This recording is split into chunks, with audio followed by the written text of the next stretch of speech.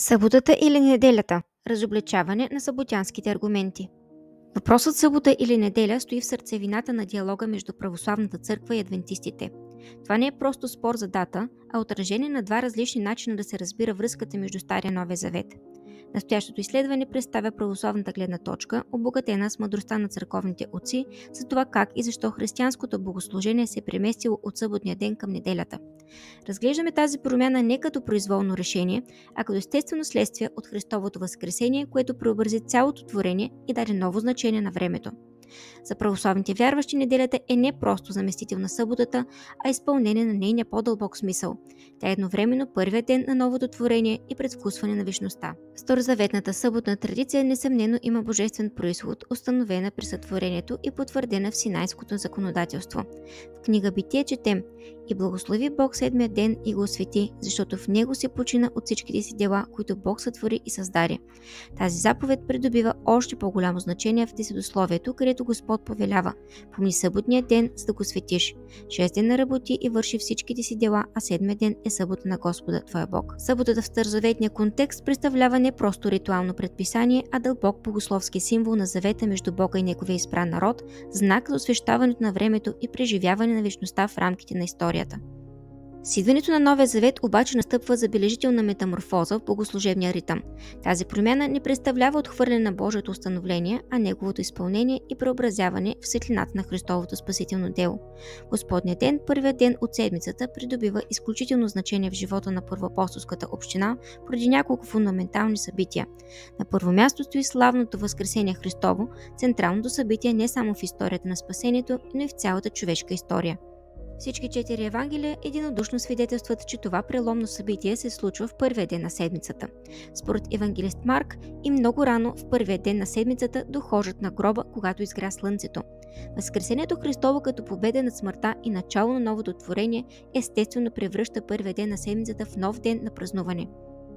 На второ място, слизането на Светия Дух върху апостолите в деня на Петдесетница, рождения ден на църквата, също се случва в първия ден на седмицата. Този ден бележи окончателното утвърждаване на Новия Завет и изливането на благодата на Светия Дух върху новия Божи народ. Апостолската практика, засвидетелствана в книгата Деяния на апостолите, потвърждава този преход. В първия ден на седмицата, когато учениците се бяха събрали за преломяване на хляба, Павел, който щеше да замине на следния ден, беседваше с тях и продължи словото си до среднощ. Тук виждаме ясно, че ранните християни са се събирали именно в първия ден на седмицата за извършване на Евхаристията, централното таинство на християнската вяра. Свети апостол Павел, макар и не споменавайки директно смяната на деня, загатва за нея в своето послание към Колосани, където пише: „И тъй, никой да не ви осъжда за ядене или за пиене, или за някой празник, или новомесечие, или събота, които са сянка на бъдещето, а тялото е Христово.“ Тук апостолът ясно поставя съботата в категорията на старозаветните образи и сенки, които намират своето изпълнение в Христос. В същия дух свети апостол Йоан Богослов в Откровение посочва: „Господният ден бях обзет от духа“, използвайки израза Господен ден за обозначаване на деня, в който получава своето апокалиптично видение, термин, който в ранната църква недвусмислено се отнася към неделята. Свидетелството на раннохристиянската литература относно практиката за почитане на първия ден от седмицата е изобилно и категорично.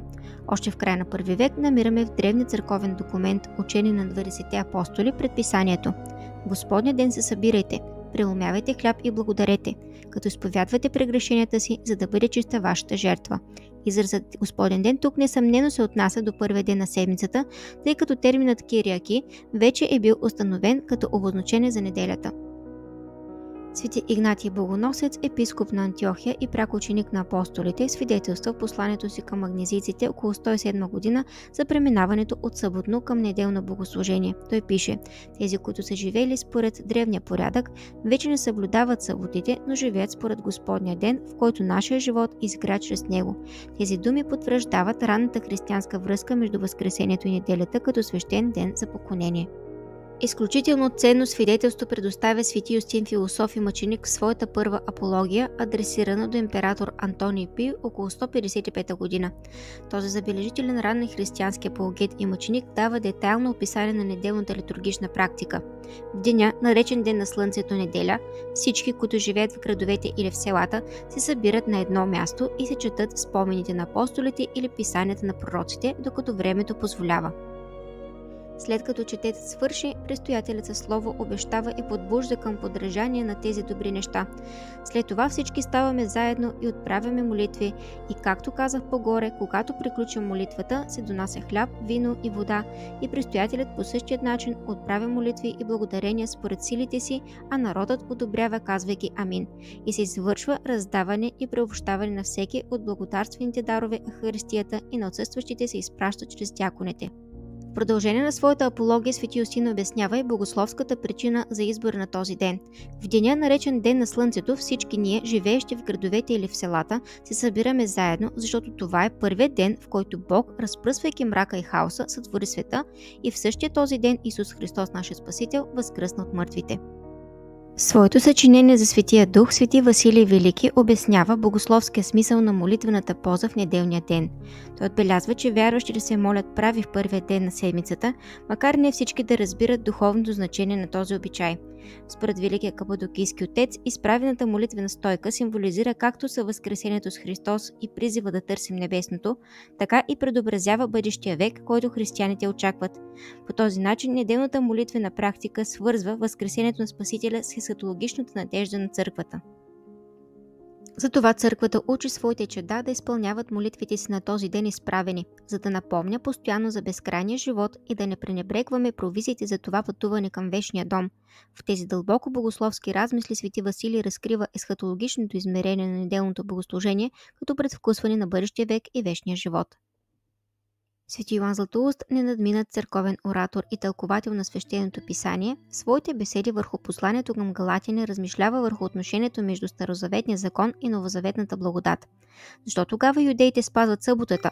Защото този закон им беше даден за забрана на злото.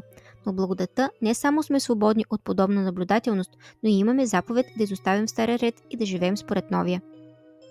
Следователно, онзи, който почита съботата, доколкото е закон, онеправдава благодатта, която ни е освободила от проклятието на закона.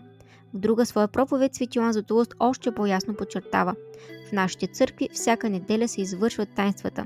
Просвещението се случва в първия ден на седмицата, Господния ден, затова и спасението дойде в този ден и радостта от възкресението, и тогава ние принасяме таинствената жертва.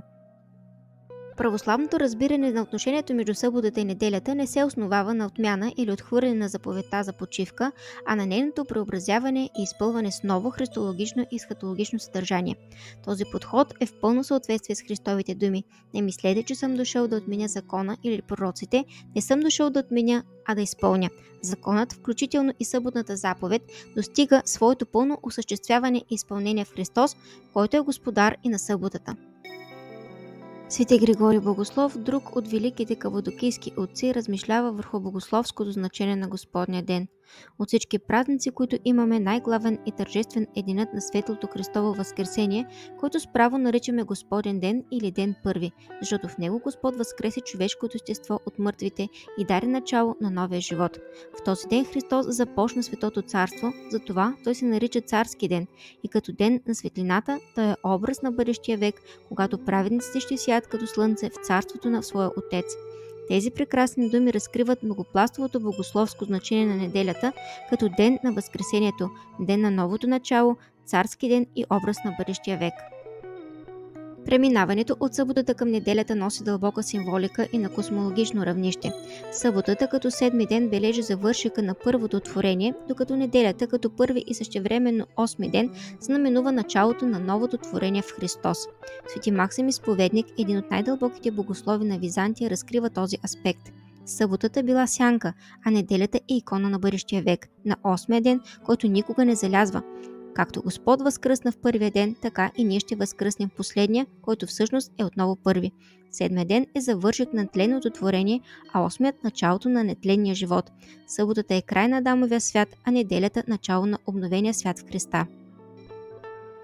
Свети Атанасий Синаид, дълбок патристичен мислител от 7 век, в своя трактат за съботата и обрязването пише: както обрязването, което се извършва в 8-я ден, предобразява освобождението от тлението и греха, така и 8-я ден, т.е. Господния ден, предвещава 8-я век, т.е. бъдещият живот, защото 7-те дни на тази седмица са образ на настоящия живот, а 8-я ден е образ на бъдещето състояние, Тук виждаме изразено есхатологичното разбиране на неделята като предвкусване на вечността, което пронизва цялото светоотеческо мислене. Богословската дълбочина на православното разбиране за неделята се проявява и в нейното литургическо честване. Всяка неделя е малка Пасха, възпоминание на Възкресението, преживяване на прехода от смърт към живот, от времето към вечността.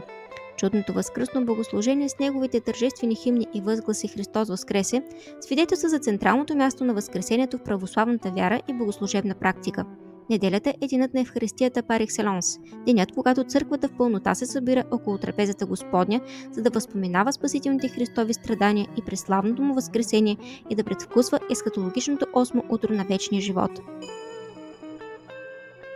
Църковната практика за почитане на неделята е кодифицирана в многобройни канони на вселенските и поместните събори, които представляват авторитетен израз на съборното съзнание на църквата.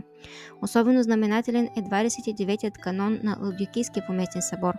Християните не трябва да юдействат почивайки в съботата, но трябва да работят в този ден и да почитат Господния ден като християни. Ако се намерят такива, които юдействат, нека бъдат анатема от Христа.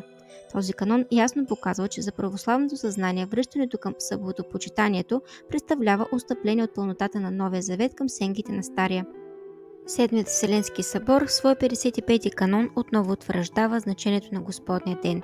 Понеже научихме, че в римските земи, в съботните дни на Светата Четиридесетница, постят противно на предадения църковен обичай, Светият събор постанови, защото в римската църква ненарушимо да се пази правилото, което казва: ако някой клирик бъде намерен да пости в неделя или в събота, освен едната, нека бъде низвергнат. Ако е мирянин, нека бъде отлъчен. Тук съборното съзнание на църквата подчертава, че дори и съботата е придобила ново значение в светлината на Новия завет и както неделята, така и съботата са дни на радост, в които постът е неуместен с изключение на Великата събота.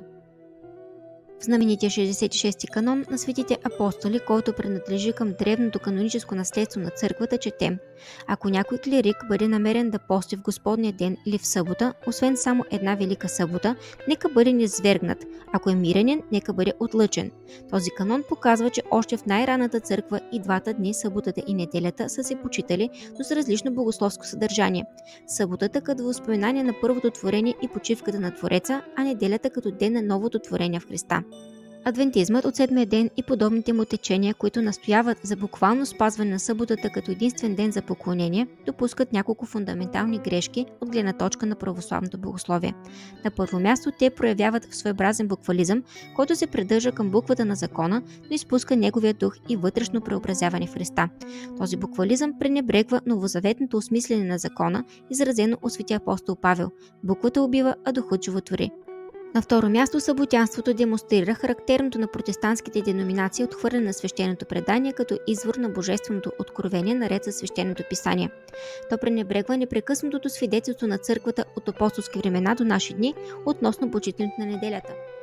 Третата заблуда на съботянството се състои в неговата историческа неточност и анахронизъм. Твърденията, често разпространявани от адвентистката литература, че император Константин Велики или папа Силвестър са променили деня на поклонение от събота на неделя в IV век, противоречат на безспорните исторически факти и светоотеческите свидетелства от доконстантиновата епоха. Както видяхме от цитираните по-рано източници, почитането на неделята е засвидетелствено още в апостолско време и в произведенията на мъчениците и апологетите от II век, много преди християнството да стане официална религия на Римската империя. На четвърто място, съботянските учения често пренебрегват христологичното и есхатологичното измерение на неделята, които са така дълбоко разкрити в светоотеческата мисъл. Те изпадат в своеобразен редукционизъм, свеждайки въпроса за деня на поклонение до чисто ритуален аспект, без да вникват в неговата богословска дълбочина и връзка с централните истини на християнската вяра – Възкресението, неговото творение в Христос, предвкусването на бъдещия век. Накрая, съботянството често демонстрира тенденция към законничество и обрядово формализиране на вярата, което е чуждо на духа на Евангелието и православната духовност. То превръща съботната заповед в критерий за принадлежност към истинската църква, създавайки по този начин изкуствено разделение в тялото Христово и поставяйки външния обряд над вътрешната същност на вярата. Преминаването от съботата към неделята в литургичната практика на църквата не представлява отстъпление от Божието Слово, а по-скоро негово разцъфтяване в пълнота. Това е движение от сянката към реалността. от образа към изпълнението, от буквата към духа. Денят на Възкресението е новото начало на творението, начало на новото небе и новата земя, предвкусване на 8-я ден, вечността, където времевите цикли ще бъдат преодолени в непрестанното съзерцание на Божията слава. Православната църква не отрича божественото установление на съботата в старозаветно време, нито омаловажава значението на почивката като част от ритъма на човешкия живот. Тя признава съботата като предобраз, който намира своето изпълнение в Господния ден. В този смисъл неделята не отменя, а преобразява и издига съботната заповед на ново, по-висше равнище, подобно на начина, по който Новия завет не отменя, а изпълва стария. Съботянските движения с техния буквализъм и законничество представляват своеобразен юдаизъм в християнски дрехи, връщани към немощните и бедни стихии, от които Христос ни освободил. Православното богословие призовава към по-дълбоко разбиране на тайната на времето и вечността, на отношението между Стария и Новия завет, на преобразяващата сила на Христовото възкресение, което прави всичко ново и полага началото на новото творение, чието първи плод е сам възкръсналият Господ.